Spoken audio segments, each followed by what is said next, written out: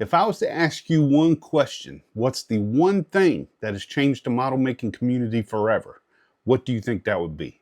I'm going to give you a few seconds to think about that, and then let's talk about it.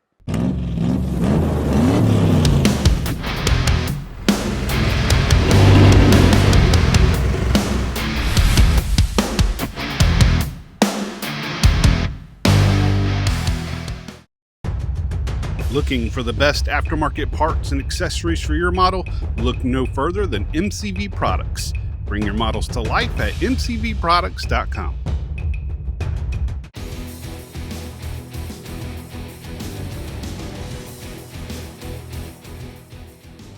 Hey everyone, welcome back to Matt's Models and More, a channel dedicated to model making on the automotive side.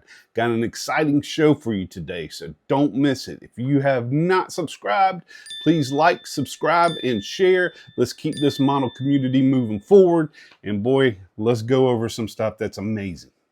Okay, so at the beginning, before the intro, I asked what's the one thing that you think changed the model making world forever? And it's pretty recent. This is something that's happened recently. In what I believe it is, and feel free to discuss, put down in the comments what you think it is.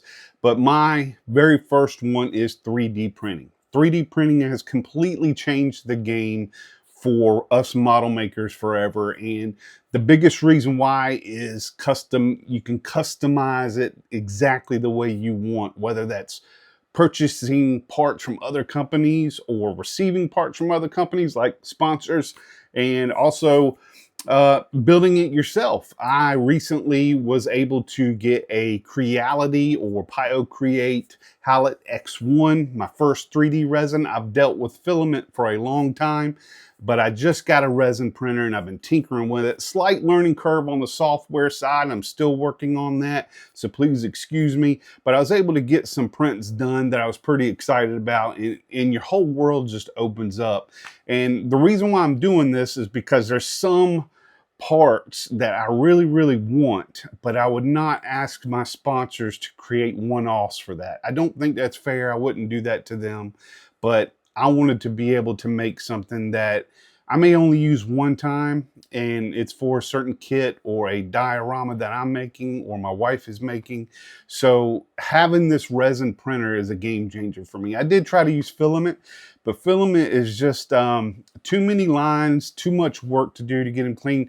Don't get me wrong, filament is great for doing things like making storage compartments and stuff like that for your paints. I even did a 3D printed some holders for these, Tamiya panel liner paints, and they fit in there perfectly. That way you don't have to worry about them spilling.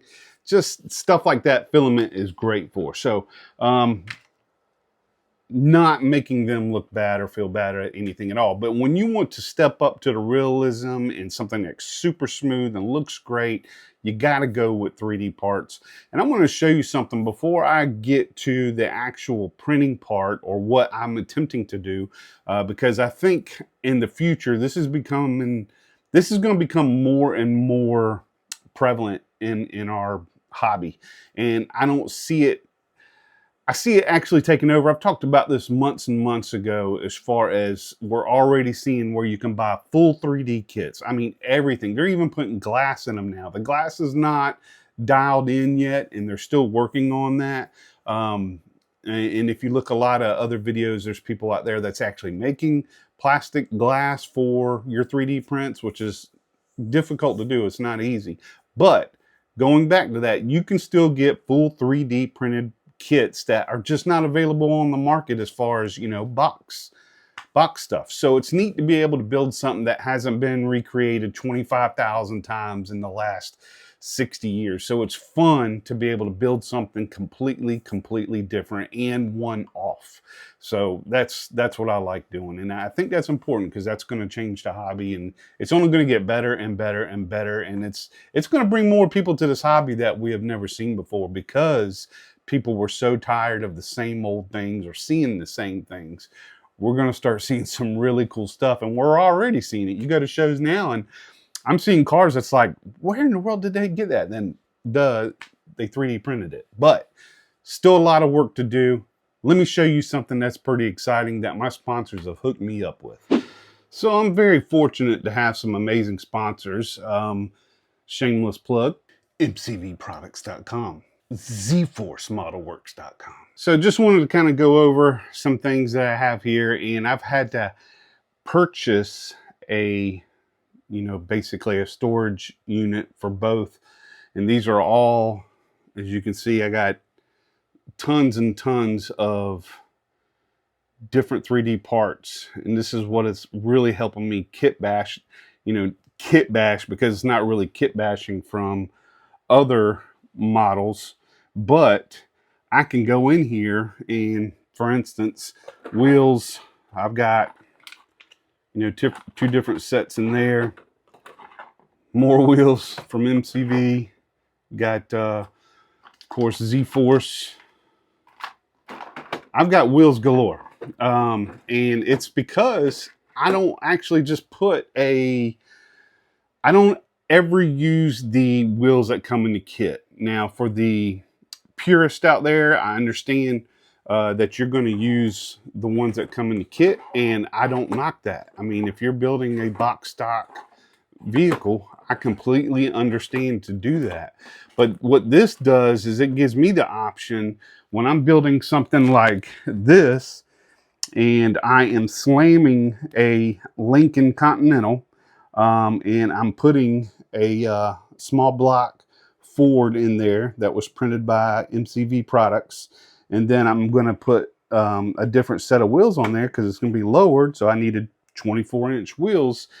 I can sit there and put up 4, 5, 6 different wheels on the table or on the bench and kind of maneuver through them and see which one looks best for the style that I'm going for, plus interior seats. Sometimes I'll swap out seats, the steering wheel.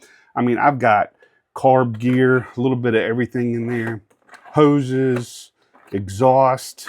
You got some of the stuff from MCV Products and Z-Force in there, cutaways. Battery gear, all kinds of different Optima batteries or square batteries, hinges that we just came out with, exterior like the what you see on my Monte Carlo, the hoods. But I won't go into all of it, but that's what 3D printing does. It gives us a whole new outlook and a whole new way of doing models that's not been done before. So this is the reason why me having a resin printer is going to actually change the game. And let me show you what that thing does. Hey everyone, while Matt's trying to figure out some crazy antic to come up with next, let's take a few seconds and talk about the fine website that just came about. It's called midnighthobbies.com. Jump on there if you want some excellent deals on kits. Some of these kits behind me, actually a lot of them, were purchased from midnighthobbies.com. A lot of y'all may know Jamie Bowen. He goes to most of your shows on the East Coast, on the Southeast side anyway. He does go up sometimes Tennessee, Virginia, and those areas. But he has just come up with a website that's phenomenal. Easy to navigate through. Amazing products. You can get pre-owned kits, some rare kits, lots of NASCAR kits, lots of new kits, semi-trucks. He's got a little bit of everything. So I encourage you to jump on his website right now, midnighthobbies.com. Let's see what he has. Use this code below and save some money.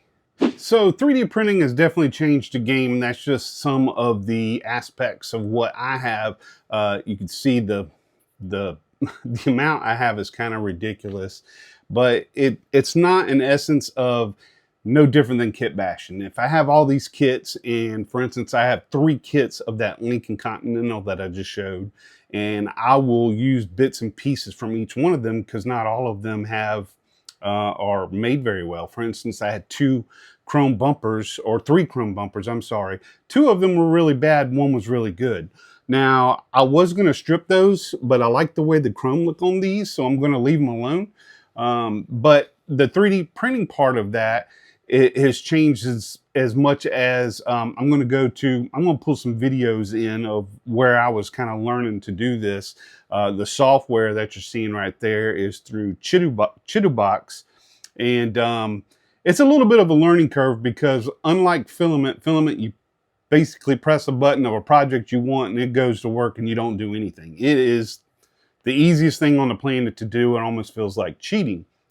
3D resin, you got to know a little bit more what you're doing. There's some ratios in there that you need to change. You need to be able to change adhesion, which is exposure time for the plate. Actually, I had to contact Creality because I was having issues with the resin sticking to the plate, but it was my fault. It's nothing to do with the actual machine. The machine's easy to use. The wash station is easy to use. Everything's actually easy to use. But the software just had to get used to because I was still in the mindset of printing like a filament. The reason why I wanted to do a video like this is not only because it's important to our hobby, because our hobby is changing so much, but I don't want other folks that are out there that are going to these shows and going, where did they do that? How did they do that? Where did they get that? I think it's our job as content creators to tell y'all and show y'all what's going on, how to do things. If you've seen any of my old videos, you know I'm all about showing you some of the tricks I may know, and I don't know all of them. I'm still learning from all the pros out there. We just need more people sharing that knowledge so we can keep, you know, competition breeds excellence. The more competition that's out there and the more that people know this, we're going to only get better and better and better in this hobby. So resin printing is definitely part of that. And I wanted to learn how to do that. So I got one, and it's an amazing product. I love it. I wanted to show it off because it is so cool. But that X1, I did some research before I actually got one because I wanted to make sure that it was something a little bit easier. And the build plate on that has this, where you can detach the items from the product a lot easier, because before you had to scrape it off with a scraper. All you resin guys out there that's already doing this for a while understand that and know about that. So this is real easy because you just twist the plate and it actually pops off, and it just makes it so easy. And then the other thing is I don't have to level it. Now my filament printer levels by itself, so I love that part of it. And when I saw that this actual X1 does self-leveling, you never have to level it, I was like, yes, that's what I want. So between the plate popping the products off super easy and the self-leveling, it was a no-brainer that I had to have that one. And then the other cool thing is with this particular one, you actually can wash the products in the same place as curing it. So it comes as one unit. I believe the printer itself was $495, and then the wash and cure station, which is one unit, was $120. So it's really not bad. I paid $800 for my filament printer. It's a Bamboo Labs, like with the AMS, which means you got all the filament up top. And the reason why I'm explaining that is because some people watching this don't understand what that is, but that was a very expensive unit. So when I saw I could get resin so much cheaper, I was like, that's a no-brainer. For that price, you can get both of those cheaper than when I did the filament. So I'm going to have fun with this, and I want to show y'all some things that I've done before. For instance, I'm going to show you one thing I did right now. I got this engine that you saw in those cutaways that I was building. And one of the reasons why I wanted this one, this is a Chevy motor, but I absolutely love the intake on these. The intake is crooked. All the tubes are kind of going in different directions. And I just thought that that was super cool. And hope my fat fingers are out the way so you can see that. There's still some supports in there I need to get out. I kind of did some extra supports because I'm still being cautious. But you can see how they're up and down. None of them are the same level, and some of them are tweaked out. And I just thought that that was neat because I am going to make and cut out a hood that is formed and fitted to that. And I'm not going to lie, I stole that from an episode I saw on Ken Diggett, Bitchin' Rides. He made a truck, and the truck had stacks like this, and they built the actual cutout of the hood to mold around that intake. So I was pretty proud of this because this was my first successful print that I did. And I have a whole new respect for my sponsors, Matt at mcvproducts.com and Ryan at Z-Force. You guys work your tail off because this is a lot of work. I mean, it's a lot of work, but especially when you're making batches of them and got to clean them and got to cure them and all that good stuff. But there was my block, small block Chevy with the, of course, intake that I just showed you. It has a flat oil pan, which I was kind of surprised about. And then it even has the valve covers are even twisted. And I thought when I printed these that I messed them up. I thought that I did something. It's like, why are these things like this? But they're made like that. I went back to the file and looked at it, and they've got these cool turn-ins, and maybe that's something that's always been out and I missed it. I don't know. But I mean, it even printed everything down to the crankcase and the pulleys and water pump. And there's the tiny little pulleys there. But that was, I know this is geeky, guys, but when you in love with a hobby like what we do, and I'm all about customizing, I want my stuff to be different. I want someone to go, where in the world did you get that? Or how did you do that?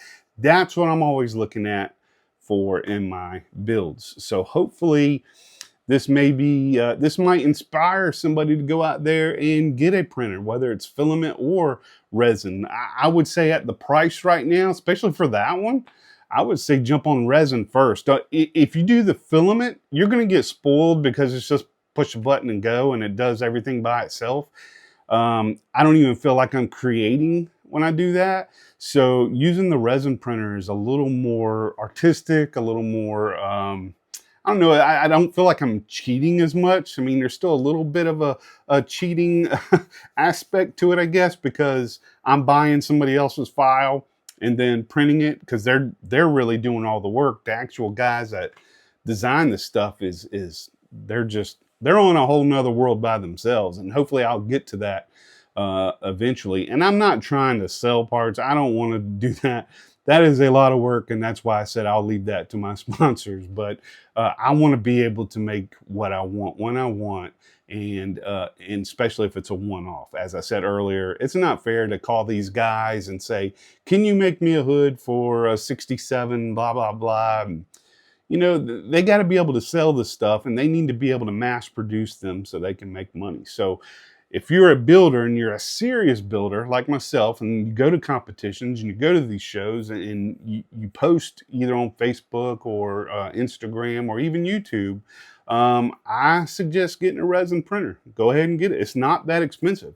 It's really not that bad to get into it. So it's fun, it's creative, it's another part of this hobby that's taking off like wildfire, and it has been for years now, but now it's getting to the point where people like me working in the industry, having fun doing it, now I can do it myself, and it's taking me in a whole nother direction. So I urge you to do that. So jump into it. Check out that Halot X1, because that's a pretty cool machine. If you're starting off, that's the way to go.